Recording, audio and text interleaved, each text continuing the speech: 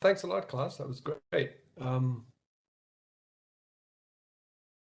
Okay, so the previous speakers have done a sort of some very precise looks at some specific things to do with smart ventilation. I'm going to give sort of a slightly broader overview, if you will. But it was great to hear those presentations because there's a tremendous amount of overlap, and I think the interesting thing is to see where we've ended up at the same place and where things might be a little bit different. And I think maybe we'll address some of those things in the Q&A. And I wanted to sort of preface what I was going to say by taking a step back and thinking about, what are we ventilating for? And there's basically three different things we ventilate for. First is odor. Second is health-related things. Klaus was just talking a lot about that. And the third is moisture. And how we deal with those things is important, because it turns out that when you ventilate, when you select the different ventilation systems, or what I'm going to talk about here, which is smart ventilation strategies, they don't treat those things equally. And trying to figure out what the balance of those things should be is probably going to be our biggest challenge. The three key things here are, if we've got emissions from things in the building, classically we think about formaldehyde, they tend to get emitted everywhere all the time. Then we have contaminants from people and what they do, that get emitted only when people are around, more or less. And also they depend on exactly what people are doing, how many people there are, and all those sorts of things. And lastly, there's the challenge of, what if the air we're bringing in to ventilate has contaminants in it? Particles and ozone are the traditional ones. It's possible things could get worse. So now we're getting more sophisticated these days about ventilation and trying to consider all of these things. When we're trying to develop strategies that address all of them all the time, that tends to be a bit of a challenge. For those of you who are familiar with AIVC publications, you know that we have a ventilation information paper that talks a lot about what smart ventilation is. And that's what I'm going to focus on for the next 15 minutes or so here, where we're talking about controlling ventilation. So instead of just having a fan that runs all the time, which we would have as a reference or a baseline case, where that was you might call that dumb ventilation, you're just ventilating. We're going to control our ventilation based on weather, occupancy, contaminants, possibly energy supply signals. And a lot of the things I'm going to talk about today are developing controls to address these things. And we have a little bit of field data for evaluating these controls, but the vast majority of what I'm going to talk about is based on doing simulation work to see what controls work. Most of what I'm going to talk about was based on a combined contaminant energy plus model, where we do full year simulations of small time steps. I won't go into the details of that. You can ask questions about that if you want. That would be a whole of the discussion. Rather, I'd like to get into talking about what sort of control strategies are ones that we've been considering. And they're basically baked down into these four categories. One is to look at the weather. This is sort of probably the most obvious one, when we say, well, if it's really cold outside, let's ventilate less and ventilate more at some other time. And you can do that either in real time or use some pre-calculated versions. This is ideas about sensing occupancy, which have been around for a long time in commercial buildings, but we don't see them very much in residences, which is, maybe we should ventilate more when buildings are occupied and less when they're not, maybe save some energy that way. Then some ideas about zonal controls. What if we try to ventilate just the rooms within a dwelling that people are in, and maybe not the others? And lastly, think a bit about, if we could actually sense all the contaminants in a building, how might we control ventilation in order to deal with those contaminants? I'm not going to talk today about filtration and contaminant removal, even though I think that's probably the way to go if you want to address individual contaminants. I mean, classically for particles, you want to filter them out with a particle filter. Other contaminants might be harder to remove, but I'm going to talk today about how we would ventilate for individual contaminant controls, and think about how that interacts with the zonal and occupancy controls, because even though I made it into four separate categories, of course, there's lots of overlap there. You might want to sense contaminants differently in different zones, for example, or control to different contaminant levels based on occupancy. So even though I said there were four, they're all heavily interactive. So let's start out with an example of a weather control. So this is a plot here that shows varying the airflow in our mechanical ventilation system. And I've separated out into heating, which is the black line, cooling, which is the red line, to say, let's, if we look at the heating in particular, when we're below about 8 or 9 degrees C, we're going to shut off the ventilation so we don't pay that energy penalty. And we're going to ventilate a bunch more at higher temperatures. And of course, the obverse is true for cooling, where we would ventilate less at very high temperatures. And you end up with this area where you're doing your mechanical ventilation. And in this example, you can imagine a simpler one where we just simply turn things on and off.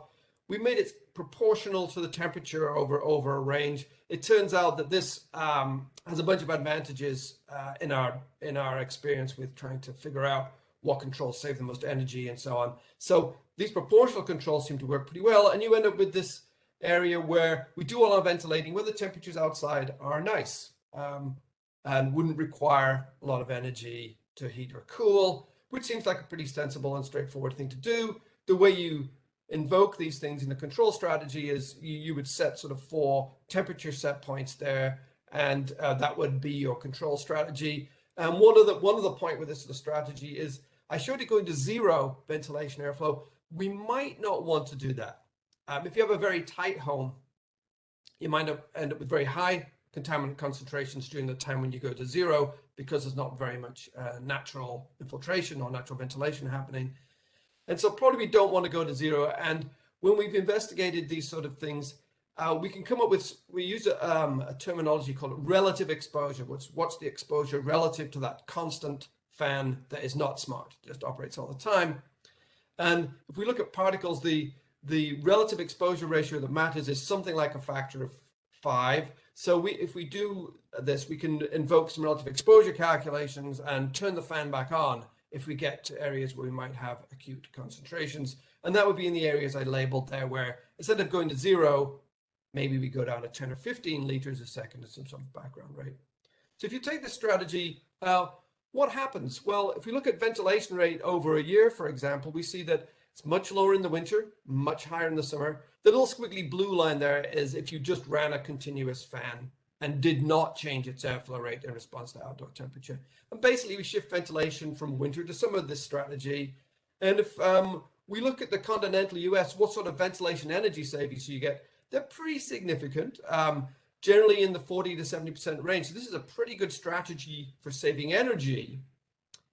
And as you can imagine, the states or the climates that have the biggest temperature swings have the biggest savings, because if we're switching ventilation from one time of the year to the other, the weather doesn't change much. Like in Seattle in the top right there, it's not very cold in the winter, not very hot in the summer, so they see the least advantage here. And the states or places with big temperature swings see the biggest ones. The one caveat, though, is that because we didn't ventilate much in the summer, if we look at the mean relative concentration compared to that constant fan, you'll see it's much, much higher in the winter because we're ventilating a lot less. Now, is that acceptable? I don't have a yes or no answer. That's something we're currently debating. I will note here that this controller never gets to this acute limit of a relative exposure of 5 that I discussed earlier. We're at about 40 to 50% higher than if you just ran a continuous fan. But some people might see this and go, "That's I'm not happy with that." So we might want to go to shorter time scale. But from an acute, long-term annual average perspective, this would be perfectly reasonable. In fact, the US ventilation standard allows this approach because we're just looking at chronic exposure. And this is something sort of we need to debate here in the ventilation community. One last comment on temperature controls is, I won't get too much into the details of this chart, but the different colors represent different ventilation control strategies. I showed one example. There's many other ways to do it. And if you change the climate zone that you're in, and here we looked at a big range of climates from just cool to very hot to very cold. We looked at homes of 1 and 2 stories of different air leakages, 1, 3, and 5 ACH50. Turns out the optimum strategy changes depending on these things. So I think that we need to keep this in mind when we're talking about ventilation strategies, is that for each individual building, depending on where it is and its leakiness, it might have a different optimum control strategy. In other words, there isn't one control strategy that's always the best all the time. Next, I want to talk a little bit about what if we knew where people were and when they were home, we could do some sort of occupancy-based control, right? And I will say that a lot of our work is done in an idealized situation where we actually know occupancy. In other words, we're not trying to derive occupancy from measuring carbon dioxide or relative humidity as surrogates, although there are strategies that do that. And the key thing that I mentioned earlier on is we're also going to include non-occupant generated contaminants. In other words, we're not going to be just controlling to a level of CO2 or a level of relative humidity. We're going to include things like formaldehyde and other building related VOCs. And that, why is that important? That's important because when you turn the system off, even though nobody's home, those concentrations go up and they severely limit what you can do with occupancy controls. I've got a few plots here to sort of illustrate some of this. Here's a plot that shows the little gray lines are the fan operating. And when we do smart ventilation, we always install a bigger fan capacity than we do for continuous operation. So you see where the little red line is wiggling, which is the exposure, and the little gray lines going up and down. That's the fan cycling when the building is occupied to maintain an exposure close to 1. The shaded areas are unoccupied periods. Of course, when it's unoccupied, what happens is those concentrations of the exposure, if you will, go up. But then when the occupants return, they get exposed to that high concentration. You have to ventilate a lot to get rid of that. So now you have this trade-off between not ventilating for some time when it's unoccupied, but ventilating a lot more, typically at double that rate when the occupants return. And that means we've got to be very careful about our calculations when we talk about how much energy do we really save here. And that high exposure upon re-entry is a big issue. Effectively, what we do with these strategies is we're time shifting ventilation, but instead of basing it on the temperature, now based on occupancy. And unfortunately, if you're thinking about heating, we're shifting ventilation from warmer hours to colder hours. And we have to be, and this generally results in not much energy savings. Depends a bit on how leaky the home is, because a bit of leakage can help reduce that peak. But if you're going to account for the non-occupant related contaminants, an occupancy strategy might not be a winner for you from an energy point of view. There's some ways to try and help with that. What if we didn't go to zero ventilation? What if we still ventilated at, say, 35% of the rate we would have it at if we were fully occupied, rather than going to zero? And that's what's represented by the blue line here. And you can see that you need a much shorter recovery time when people return if you ventilate a bit when people are not there. And here we found actually we could improve our ventilation energy savings to about 5% of the ventilation energy, which is not great, but better than not saving anything. Another alternative is to do some pre-venting, or you might call that flushing, where you don't wait till people are home, you start ventilating a little bit earlier. And this kind of has the same effect. You get a lot less exposure upon re-entry, much less ventilation required to recover. But it's a balancing act between, if you have a long preventing flush, of course, you're saving less of the energy you would save by not ventilating. And it's a bit of a trade-off. We found something like an hour preventing for most residences was about the optimum. And we can get about 10% ventilation energy savings out of that.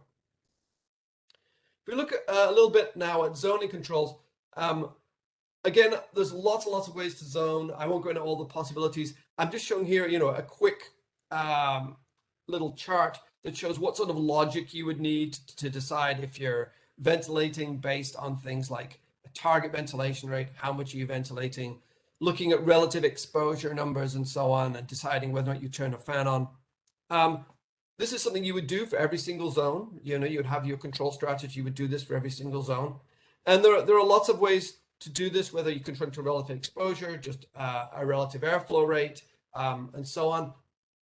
And we looked at a lot of those. And yes, this chart has far too much stuff on it. I know that, but I just want you to know that we looked at lots of different ventilation mechanisms, lots of different controls. And there's some trade-offs here. This is looking at a range of exposures relative to if you just ran the fan continuously, and similarly with site energy savings. You can see, as you might expect, if you allow exposure to go up, you can save some energy. If you have controls that reduce exposure, it costs you energy. Ideally, we would like to be somewhere in that sort of top left quadrant where we get both of these things, but it's very difficult to do with zonal controls. However, I will say the very best ones did save more energy than the non-zone cases, typically in the 10 to 25% range, compared if we didn't zone them. But like I said, there's all this trade-off between looking at how we balance energy savings versus increasing contaminants, reducing airflows, increasing them, and so on. And there's some key issues as to why this is problematic. We have this diversity of sources. Some are continuous, some are periodic, different ventilation removal mechanisms, and crazily, people move around from zone to zone. And that problem I pointed out earlier about occupancy is repeated many times as you move from zone to zone in a house. If you move to an unventilated zone, it might have elevated concentrations in it, then you have to ventilate a lot, and that removes some of the advantages of zoning. Again, that's predicated on including contaminants that are not related to people. And lastly, on zoning, depending on the contaminant we're looking at, we get very different results. Again, there's lots and lots of dots here, but if you look at the sort of generic relative exposure, which is for some generic contaminant, might be formaldehyde or other VOCs, and compared to particles, the particle response is very different. And in a couple of minutes when I'm wrapping up here, I'll talk a little more about this, but finding a controller that works for all contaminants in all seasons is not trivial. And finally, on zone control, this is just to sort of summarize, what's going on here. We can reduce the indoor air quality when there's point source things are aligned with the location of the single point fan. What do I mean by that? If you don't do zonal control and you exhaust in kitchens and bathrooms, you're removing contaminants high concentration. And when you zone, you get rid of some of that. And it can actually make things worse, it sounds counterintuitive, but when you do the accounting, that's what happens. There are other things about, if you have bedrooms with closed doors, it turns out zonal controls that ventilate bedrooms with closed doors can be a big improvement in indoor air quality. Or if you have unzoned systems that don't serve the building well because they're divided up, again, zoning can help. So zoning is complicated, and I'm sorry I don't have like a simple answer for you. And just a couple of words on peak energy reduction. There's not been a lot of work done on this, but the idea is if there was some way of responding to a demand signal for a utility, or if you just wanted to have a system that did not increase the energy use when utilities are in a critical phase. And in California, that's in cooling situations where our peak electric demand is for cooling only. So here we're looking at some results for 4 different climates. There's the north coast of California where we don't cool, and guess what? Turning ventilation off on peak does nothing, like you might expect. Where I live in the Oakland, San Francisco area, you get a range of savings depend on things like how leaky your house is, and if it's 1-story or 2-story, because that natural infiltration is interacting with our ventilation strategies here. And we tend to get the biggest savings in the Central Valley where it's hot. And we can do quite a bit of peak demand savings by turning off ventilation on peak. This seems like it's a pretty good strategy, and we don't pay a big penalty in energy for recovering from that. Again, it depends a bit on the home you've got. As you can imagine, tight single-story homes that don't have much natural infiltration are much more responsive to turning on and off ventilation on peak. And the last thing I'm going to talk about is just a few notes. 5 minutes, Ian. Thank you. I'm nearly done.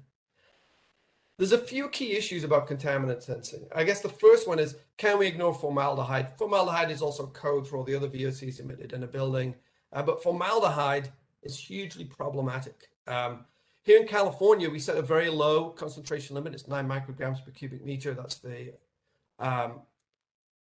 reference level we have from the Cal OEA. Other people have higher limits. It's incredibly hard to ventilate away. And in fact, in both in field studies and in our simulation work, almost no homes get down to that level. And what we really need are lower emitting materials. I know there are other higher limits set by other organizations, but even those are often not met in homes.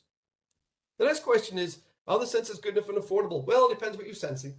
We have some pretty good low-cost particle sensors, so I think the answer is yes. CO2 is kind of a maybe thing. The very best sensors have got, some auto-zeroing, which you need for long-term measurements, and actually sense CO2. Other cheaper devices don't sense CO2 directly, and they're terrible, to be frank with you. So there's a cost to that, but it's nearly affordable, I would say. We don't have a cheap, good way of sensing NO2 in real time. But an effort we're currently working on here in the US, and I know in Europe too, is if we electrify our homes and don't burn natural gas, and then we don't have sources of NO2. So source control is always your friend. For temperature and relative humidity, they seem pretty easy to measure.